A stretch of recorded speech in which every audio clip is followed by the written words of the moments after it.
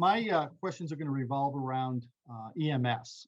You know, as a member of my local EMS squad and the rural challenges that we're seeing on the EMS horizon, the executive budget provides $5 million in local aid to municipalities to potentially operate a pilot program for countywide EMS through an RFP.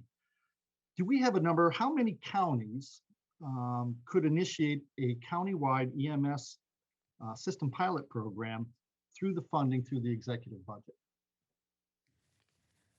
Thank you very much for that question. And as you're well aware, the whole EMS system across the state is sort of a patchwork. There's something like 1,700 different EMS agencies, over 70,000 EMS providers, and things can vary county to county, even village to village.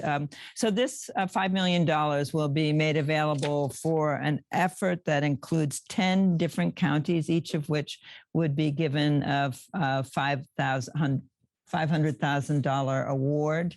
And they will work on establishing a county-wide system. The program here, which has learned a great deal in the course of the pandemic and was so critical to the state's response to the pandemic, has lots of ideas that basically boil down to standardization and creating county-wide networks. Thank you. Thank you on that. My second question is, can we elaborate more on the proposed training programs for EMS proposed in the Part F of the HMH? And these current operations, these current trainings are sometimes prohibitive in getting members into our ranks, so to speak, in EMS. Is there any hope that we can kind of streamline that and maybe condense that into some shorter trainings?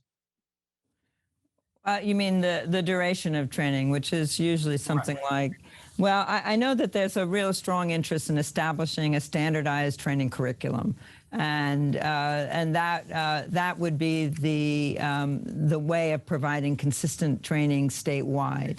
I'll have to get back to you on whether or not there's agreement that it should be for a shorter period of time.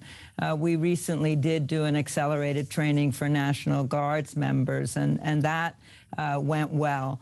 But I have to consult with the team on whether they want it shorter. And then my last question real quickly is there any consideration for making EMS an essential service? Well, I'm not quite sure what that means legally. Certainly from the point of view that we all want to be able to dial 911 and get somebody who responds to us, there's no question that all of us want to have that. In those rural districts that I represent, I can tell you it is an essential service. Thank you. Thank you.